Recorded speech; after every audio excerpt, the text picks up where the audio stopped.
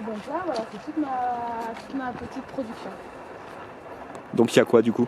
Donc j'ai une centaine d'arbres, des pommiers, poiriers, abricotiers, cerisiers, pruniers, des fruits rouges, framboises, fraises, mûres, groseilles, cassis et myrtilles.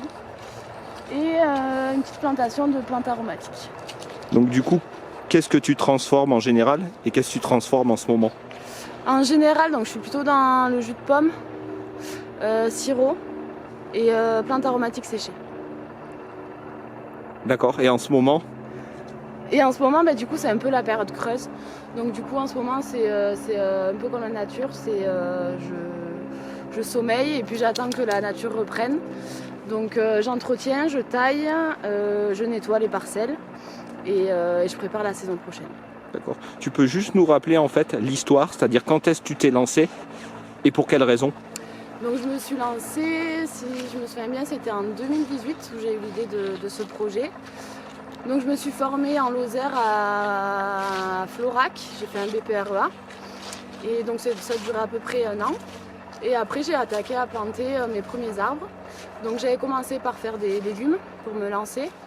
Le problème c'est qu'en étant seule c'était un peu compliqué, donc du coup et ma passion première c'était les fruits. Donc du coup je me suis abandonné un peu les légumes pour me consacrer aux fruits.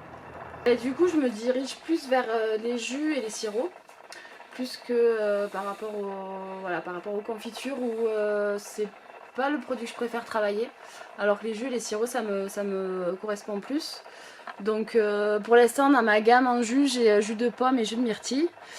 Et en sirop, j'ai à peu près un peu plus de 6 sirops différents.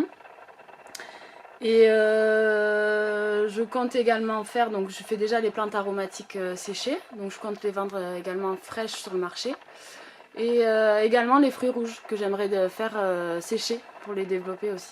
Donc je suis en plein cœur de Mende, juste à côté du stade de Mirandol. Donc c'est vrai qu'il y a beaucoup de Mandois qui connaissent le stade et qui ont été un peu interloqués de voir des arbres pousser et des piquets également. Mais voilà, je suis vraiment en plein cœur de Mende.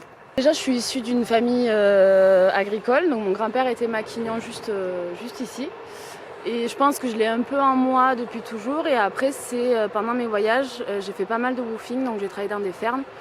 Et c'est vrai que ça m'a confirmé un peu mon envie de travailler la terre. J'avais plein d'idées, donc je suis partie un peu dans tous les sens et là je me recentre un peu plus. C'est pas mon activité principale, je suis obligée pour l'instant encore d'avoir un travail à côté, à Mende.